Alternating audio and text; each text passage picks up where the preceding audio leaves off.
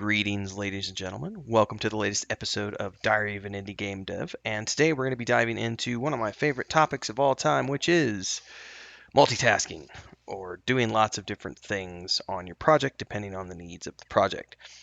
So I think we may have briefly touched on this in previous episodes, but the basic idea behind this is that when you are a small team, a small independent company like ours is, and you've got less than 20 people, everybody has to wear multiple hats. It's great to be in a place where everyone is specialized and has a very unique position, but unless you're on a team of 200 people, that's probably not going to be your reality. At 40 years of age, I'm not quite 40, but I'm almost there. All of the various things that I've done in my life, all the different areas that I've worked, from construction to the travel industry to photography to videography to social media to public speaking to video games to writing, etc. The way the world operates in the 21st century is that everyone has to be multi-talented. No one can be just specialized in one thing. Unless you're talking about these massive projects where you've got hundreds of people on a team, then they can afford to specialize. But when you're talking small projects that are, I would say, 30 people or less, everyone's going to be wearing multiple hats. So in my case, you can look back at the earliest days of the project, and I'll have links below in the YouTube video for this if you guys want to go check it out, because those are all up on our YouTube channel. I've since made them unlisted just because they're really old, and I don't want people getting confused by the visual look of our game from 2014 2015. But you can go back for documentation purposes and look at the way our project looked. And back in the day, I was not only doing all of the website development and all of the social media and all of the publicity and everything else, I was also doing all of the initial world building alongside my brother. Now, we're not actively using any of those zones at the moment. They served as first drafts for Andrew when Andrew came on board, because Andrew had a lot more experience than I did. Than my brother did as well. And so he was able to take those initial drafts and turn them into something much more professional.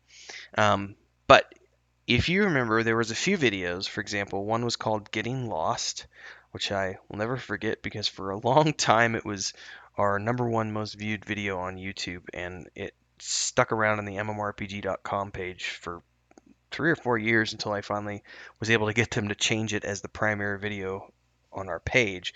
But it basically featured a zone that I had built, where you started off in an encampment in the woods, ran down through the woods down into the grasslands, and then as you got down towards the river, there was a series of marshes around the river, and there was a bridge that you could get across, and there were some encampments and everything else. But there was also this, these wide open sections of marshlands, and the reeds in those marshes were easily 7 to 10 feet tall in the deepest sections. And the video was famous because here's a zone I created. I ran into the marshes. I proceeded to get hopelessly lost and spent about 15 minutes wandering around before I said screw this and exited the game and restarted it so that I would start back up in the encampment. So this goes back to something we've talked about for, in the very beginning of our project, which is immersion in the game world and getting lost, not having a compass to tell you where to go. And if you are in a situation like that where you can't see landmarks, then, you're going to have some way of getting out. And that's where like a sense heading ability comes into play, like an early EverQuest. But you have to have that sense heading ability leveled up in order to be able to leverage that. And in that case, we didn't have sense heading ability in the game yet, so I was kind of well and truly screwed. Um, in modern games, I'm thinking back, even in World of Warcraft, because I'm playing a dwarf right now in Classic. Um, I've gone into first person mode a couple of times in some of the grasslands, and the grass is as tall as my character, if not a slightly above my character. And if I jump, I can see.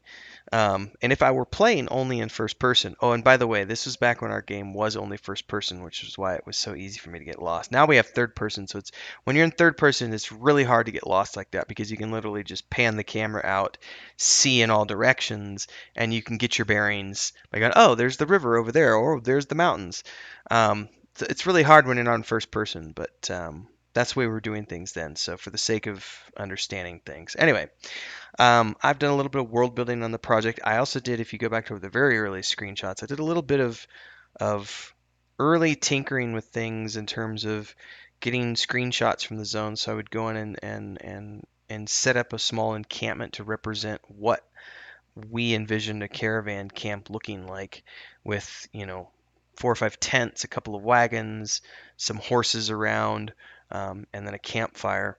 And then, having to learn Unity in the early days without any previous experience whatsoever meant going in and not only having to figure out how to do the world building, but also having to figure out how to work with some of these assets and create um, some very, very rudimentary visual effects in terms of getting the campfire to look like the way I wanted it to, and getting the smoke to work the way I want it to, and getting the winds to work the proper way with the trees and the grass, and figuring all that kind of stuff out.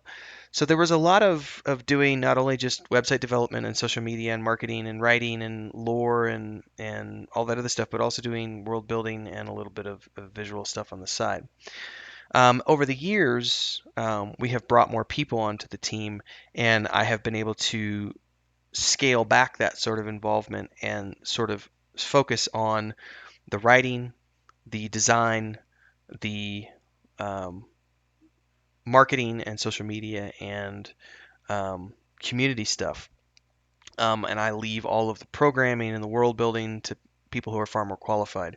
Um, we have James doing music. We have lots of different people working on different things on the project, but we still are a small team of less than 20 people. And while we are growing, we have news actually on new people coming on board. So you'll want to stay tuned for that, because we'll have news probably late this month or early October on those fronts. Um, so we are still growing and etc. But even being under 20 people, everybody still does a little bit of everything. Um, and it might only be you know 2 or 3 things. When I say everything, that's kind of an exaggeration. People do more than one thing, is what I'm getting at. And over the years, like I said, as we bring more people on board, that kind of the workload gets spread out a little bit more, which is great for people. Um, However, we still have, I can look at Joe as a good example of this. Joe does a little bit of everything on the art side. He'll do concept art, he'll do finalized sketches, he'll do asset creation, he can do modeling. We've got him rolling into animation, and also the creation of our own unique NPCs and monsters and the animation of those creations. And he can do a little bit of visual effects as well. So he does a little bit of everything on the project. Um, that being said, we've had our feelers out for a year. I think February is when we started recruiting. Um, so we've gotten, I would say, probably 500 resumes over the course of 2019. I'm ballparking here. I don't really know. Because we've been looking for, we've been looking for VFX person, we've been looking for a graphics programmer, we've been looking for, um, we get a lot of these. We've been looking for more art interns and concept artists, and I probably get 20, 30 resumes every month just from people wanting to be an intern concept artist. We've been looking for more modelers, more environmental artists, and etc. And we haven't found anybody. We found a couple of people, but by far and large, we still are hiring across the board for almost all of those positions. And the reality is that we're getting to the point in our project where we can't necessarily continue to wait for people if we haven't been able to find talent by the time. And it's not for a lack of people sending in stuff, it's just we haven't found the right candidates yet. Um, there's a lot of swill out there in the internet, unfortunately. And then there's just a lot of people who send us stuff that just doesn't fit what we're doing. We've gotten so many applications from artists who are thinking about doing modeling or environmental art for us, but they've never done anything that looks even remotely like what we're doing. They've all focused on like 2D games or sprite games or little scroller titles or modular Minecraft looking things. And unfortunately, when someone sends in a resume that's got that kind of stuff in their resume and in their showcase reel, yeah, it doesn't inspire confidence that they're going to be able to do what we need them to do in terms of creating a fantastical world that looks and feels the way we want it to. So on that note, and looking at the fact that we're getting further and further in our project and we can't afford to wait around forever for people, I am going to be taking on another mantle. And for better or for worse, I'm going to be attempting to do something and I'm going to be documenting the progress. So this is why I wanted to talk about it in this episode of Diary of an Indie Game Dev, because if I'm going to do this, I don't know if I'm going to be able to do it, you know, professionally, but like everything else in our project, we have shown over the past 4.5 years that we're capable of doing anything we set our minds to. And I'm pretty sure this is going to be just another example of that. Plus, it's something I've already dabbled with before. So, here's what I'm going to be doing starting in October. I am jumping into the trenches and I'm going to be working on learning VFX for Unity. And I have dabbled in this before, 4 years ago, 3.5 years ago, somewhere between the 3 and 4 years ago mark. But I haven't done it in a long time, and a lot of things have changed. Be that as it may, we have not yet found a qualified candidate who's going to be able to come in and do VFX for us. And we're at a point where we just can't afford to wait any longer. And when we started looking at who can do what on the team, and prioritizing where money needs to be spent and so on and so forth, I'm one of the few people on the team who has the luxury, I should say, of having time at my disposal because I do work on this project full time. I'm living on a personal loan. So previously, I have been working on Volume 2 stuff, community management, writing, lore, design. I mean, just for example, this week, last Friday in particular, and then into this week, was designing all of the we actually have a bunch of live abilities from the live game that are going into the closed alpha right now. And those needed to be tweaked. We had to do some new layouts because we changed some core features. So we had to actually add some new uh, fundamentals to that. So we had to go in and add information to spreadsheets and tweak some abilities and do some balancing. So I've been working on that the past week, as well as drafting storylines for the actual game. I've not been doing a lot of Volume 2 book drafting in the past few months just because I've been doing lots of other stuff.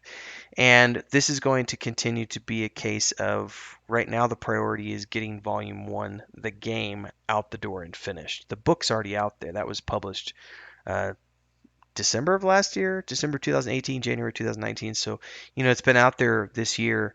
Um, but the book for Volume 2 doesn't have to be finished anytime soon. In a perfect world, I wanted to publish those books on a yearly basis. But at the same time, we've gotten to the point where we can't keep spinning our wheels trying to find somebody who can do VFX for us because we need to get VFX under wraps and we need to start working on getting new VFX into the game. So I'm taking that upon myself, and I'm going to be documenting that entire process on my Patreon page, as well as probably here through YouTube and/or I may stream some sessions here on YouTube.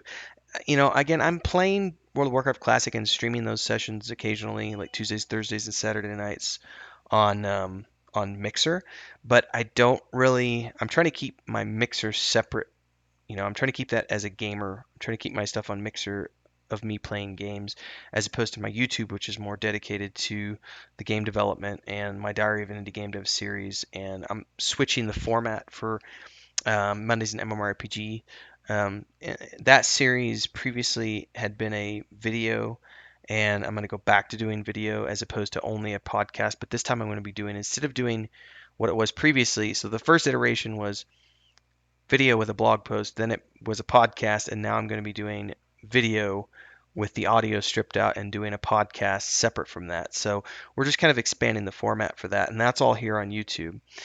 So you can expect to see some sort of behind the scenes documentation here of me working on learning VFX for Unity, and then diving into that head first. And the idea in my mind, the perfect scenario is, I get into it and can get it well enough can understand it well enough and do it well enough to get us to the point where we have something that's fairly good looking.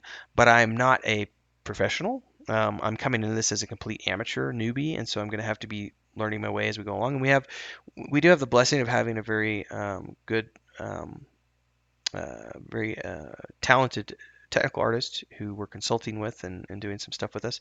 So I have the benefit of that, and there's lots of great tutorials out there and everything else. But in the perfect world, I can do this for 6 months or something, and then in the next 6 months we'll find someone who actually has the qualifications that we're looking for, and we hire that person, and they can go on and make it look even better.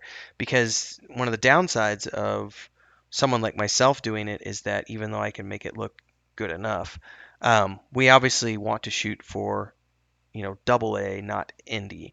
I don't think we're ever going to be able to approach triple A visual quality just because we don't have the budget for that. I mean, you really do need a $100 billion budget to get triple A quality out of your visuals, but we can definitely get to double A.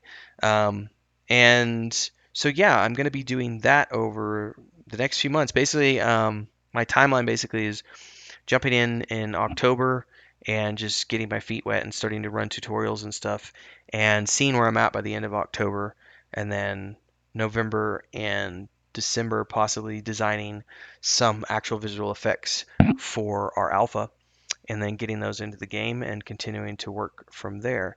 The good thing is that I've already done a little bit of this several years ago, so it's not necessarily a huge leap. It's just something that I'm going to have to get familiar with again. But I never did it, on a full-time basis. It was just, once a week I'd jump in and toy around with something in Unity. Um, so, as they say, if at first you don't succeed, try again. So, feel free to follow along here on YouTube as well as the Patreon page. I'm going to be sharing lots of little snippets of that. I'll probably share. We'll see. We'll just see how it goes. I'm going to be documenting all of that. Big news for people is the patron page. The Patreon page is going to be undergoing some changes with the tiers. I'm going to be restructuring those once again. Um, I'm probably just going to drop it down to we'll see. Early October I'm going to be changing the tiers a little bit because one of the things we're doing is we're no longer going to be doing the Mondays in MMORPG podcast as an exclusive for paying subscribers only. I talked about that in the podcast episodes about the why behind that. Basically, just that it's great that I have people who are paying to support the podcast, but it's just unfortunately it's not enough to justify me continuing to do it. It's great to have 3 or 4 people, but if it's only going to be half a dozen people or so, it's not worth it for me to continue to do it on that scale, because one of the reasons I want to do it is obviously to have this Patreon page get bigger and have all of this get bigger so that I can actually have some supplemental income coming in. Because again, I'm living on a personal loan. I don't make any money from the game, and I won't until we actually publish. So for longtime listeners, yeah, I'm preaching to the choir. I'm harping on it. You guys know all about that. But for newbies, yeah. So everything I do here on the Patreon page and the YouTube and everything else is focused on building towards getting income coming in for doing content and stuff. So I'm going to be revamping all that stuff. So stay tuned for that. The podcast for the Mondays in MMORPG series, we'll be branching out. We'll be hosting that somewhere else, probably Lisbon, and making that freely available, which means we will eventually be looking for sponsorship on that as opposed to having it be private. So there will be pre-roll stuff, mid-roll stuff, and so on and so forth. But the big thing is that this weekend I'm flying up to Minneapolis to go sign books and get everything sent out for the collector's editions for the Saga of Lucimia. So stay tuned for that. And then as soon as I get back, I'm planning on jumping into tutorials and working on VFX stuff. So it should be fun. So stick around, stay tuned. Hope you guys enjoy. Don't forget to subscribe to the YouTube channel. Hit the bell button to get notifications when we go live. Don't forget to support over at the Patreon for whatever level you like. If you want to come join us in World of Warcraft Classic, we're playing Tuesdays, Thursdays, and Saturday nights on the Blood Sales Buccaneer servers. Let's face it, everybody plays a lot more than Tuesdays, Thursdays, and Saturdays, but Tuesdays, Thursdays, and Saturdays are our official event nights and dungeon nights. So, for example, I'm pre-recording this episode on the 24th of September. It's going to be airing on the 29th.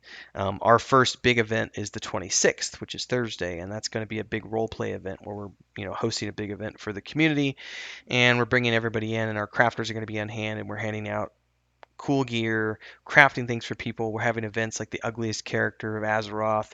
We're gonna have some sponsored duels and give away rewards for that. We're gonna give away rare loot that we found in dungeons, and just kind of have a good old-fashioned community roleplay event. And then my static group has been going pretty well. I hit 28 the other day. Most of our group's like 27 to 30. I don't think I think we only have one person at 30. Nobody else is above 30. And then tonight, for example, is Tuesday night. So as soon as I wrap up this recording, we're jumping in and doing the stockades is tonight. Saturday, which I joked about in the last podcast episode. Saturday, those guys kept me up until 1:30 in the morning, which usually I'm in bed by 11. But we did Shadowfang Keep, and then we turned around and did Black Fathom Deeps, I think is what it's called. So we did two dungeons back to back. So I was online for like 5 hours, maybe six. I usually don't play that long. But I started around 8, and we finished it at 1:30 in the morning, and I was beat. But it was so much fun. So I'm looking forward to more of that. So stick around, stay tuned. Thanks for your support, and I will see you guys on the next episode. Don't forget, there's no podcast episode tomorrow because I'm going to be revamping the Patreon page and everything. And when we come back on the 7th, so the first episode of the Mondays in MMORPG show will be on the 7th of October, and it's going to be a video format. I debated doing it live. I might not do it live. I might just pre-record them and have them out there as videos that I produce with other things on top of it. But I might do them live. We'll see. I haven't decided yet. But the one thing I will be doing is I'll be doing the audio separate so that I can release the video and then at the same time release the podcast episode for people who prefer it in that format. So thanks, everyone. See you on the flip side. Safe gaming.